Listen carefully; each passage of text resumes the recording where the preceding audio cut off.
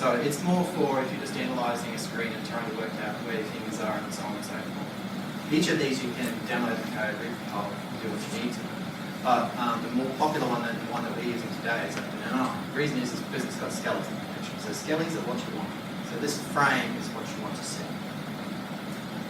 Let's check it out.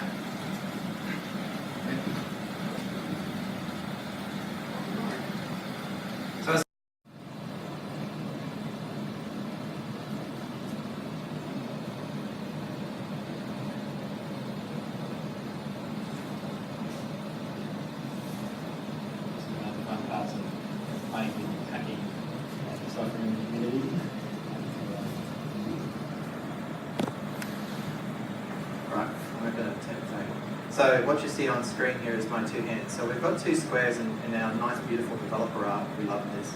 So I've got some paper vision. See my hands? There we go. So it's obviously trying to put together all of these points, and I've got some paper vision just down here doing the work for me. But these two squares on the black squares on the left-hand side are basically just showing you that the skeleton can be interpreted. So if I twist my torso a little bit in my hand, you can actually twist the square, see? From right to left to right.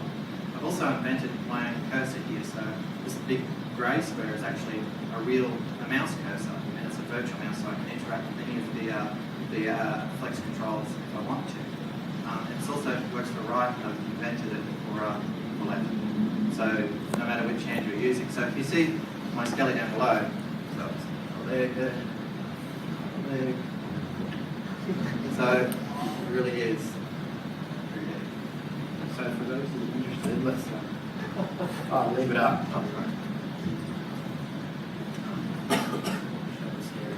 To show the scary picture.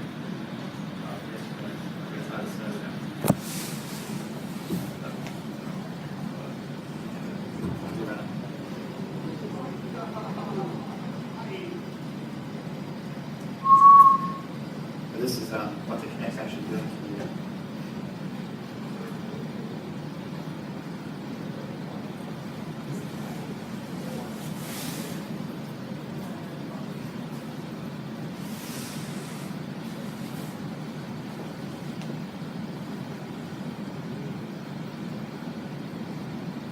When it decides to. Why am I getting this done? The interesting thing to note here is we sort of talk a lot about the technology of the Kinect. It's full of interesting sensing devices that can be just used for any kind of purpose. And then at the other end of the scale, we're saying, well, as a Flex developer, you actually don't really need to care about all the details in between. You just need to understand that this device can do a lot of things. It can give you a lot of information to make your app more interesting. But at the end of the day, all you really need to care about is a mouse click. So you can see all the points of light on me. There's my face. So that's what it's doing to your face. It's on screen yet? Yes. Yeah, so it's not going to be helpful. Another thing, I don't know if you've seen Coke under IR. Coke is clear under IR.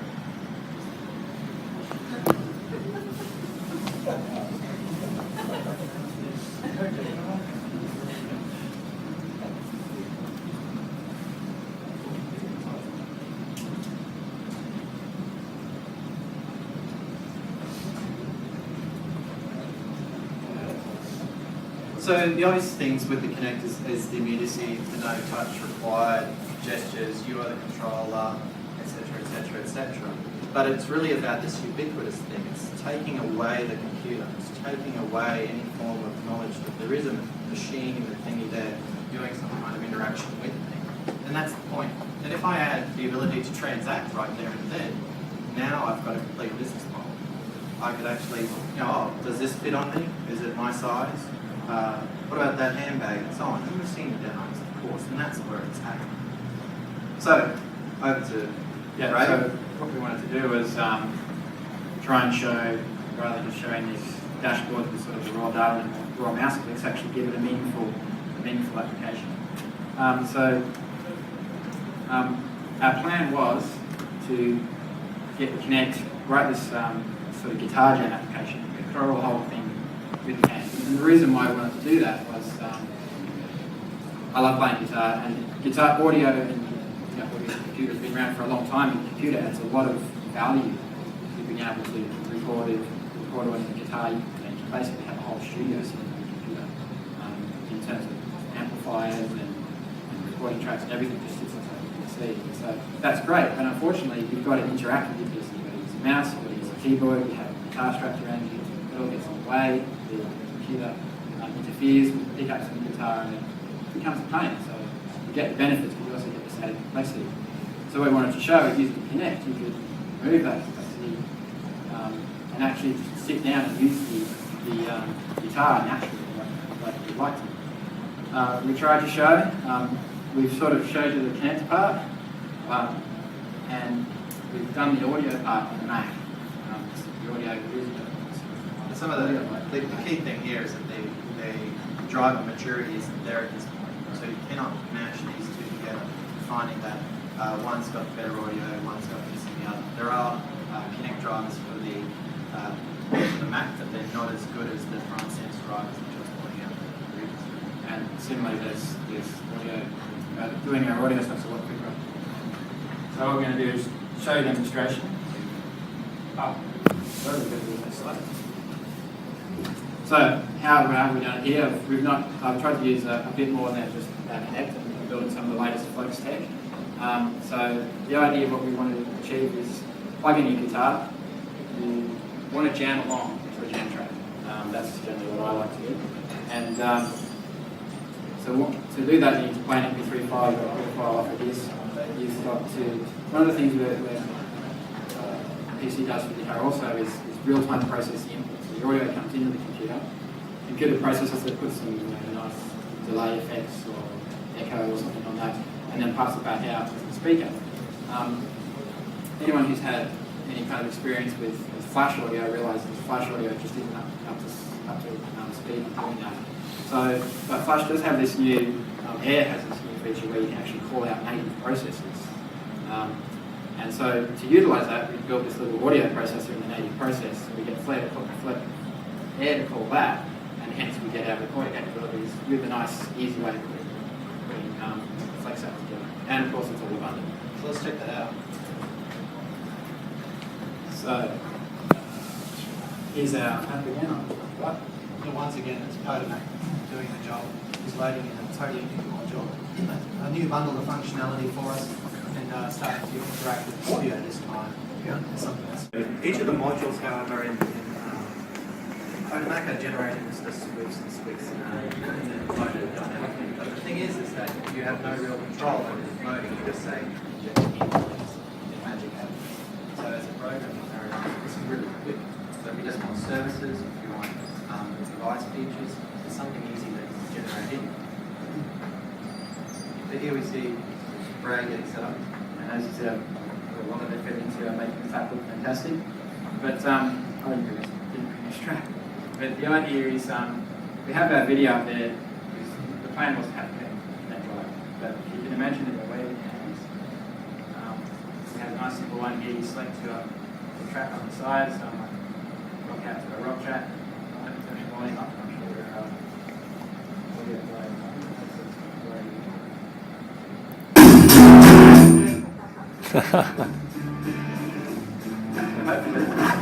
This is actually real-time processed audio through the computer.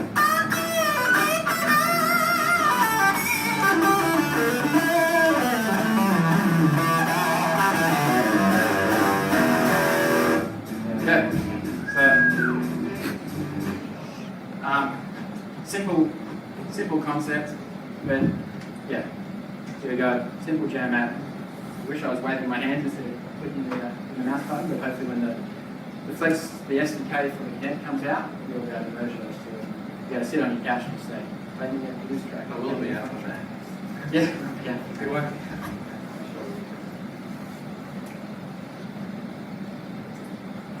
So moving right along now, obviously Ray's totally into guitars.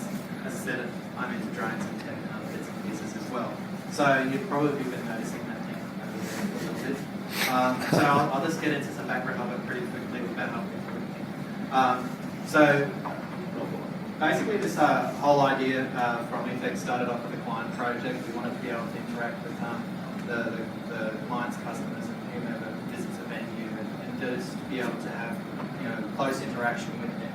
And just to be able to have multiple low-cost devices moving around the room autonomously, and that's pretty much the brief. I've been working with Arduino technology. The Arduino looks something very similar to this. It's just a piece of hardware, lots of inputs and outputs on it. It's got a small microcontroller processor on it, and you can put code on it to do things. All the code, once it's on there, you just plug on the power and you control.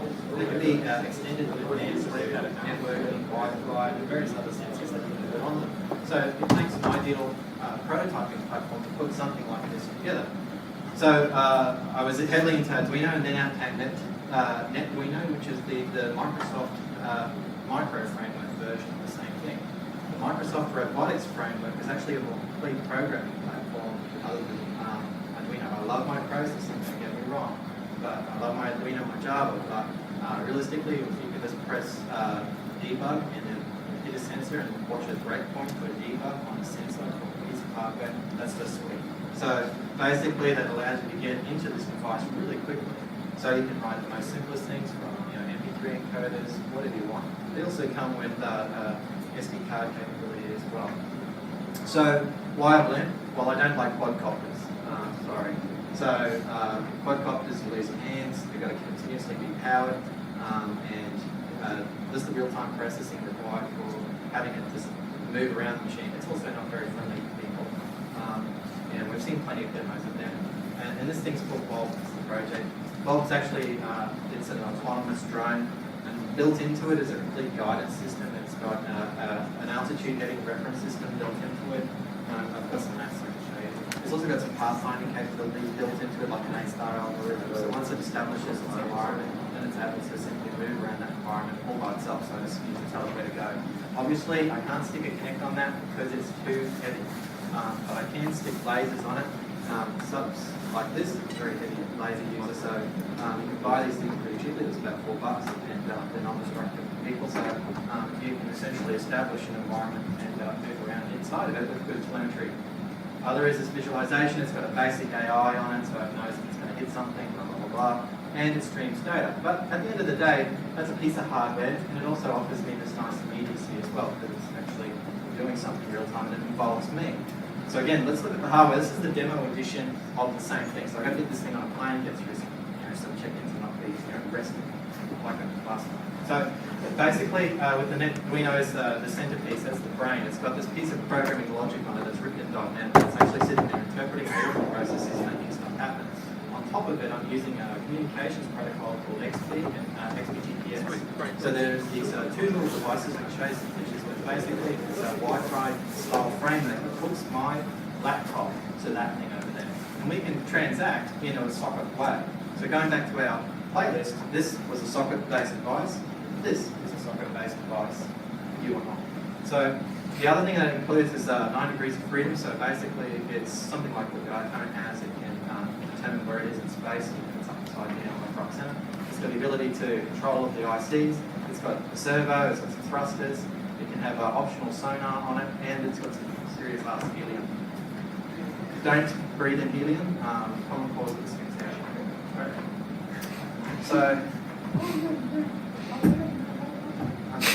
So basically, the 9DOF contains a magnometer, accelerometer, and gyroscope all in one.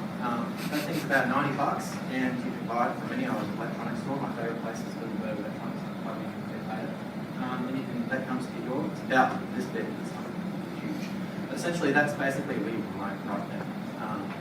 The magnometer is obviously it's a compass. Accelerometer is how fast you're moving away from a particular central point, and the gyroscope is obviously positioned in 3D space. So combine all those things together, some really awesome mathematics. So directional cosine matrix and Kelvin filtering, and you're able to work out your place in the world. So you can actually say, I am here above this table, I am so many degrees below here as well, and I'm moving at this rate and so on. So you can have computers process that in real time and do something about it in advance. The other pieces of hardware are really about communication. So there's an XP, as I said, and that's this wireless framework for transacting information over radio. These things go to 50 meters, they can go to a kilometer. They're that good. They're also used as a basis for a lot of drone machinery out there. I think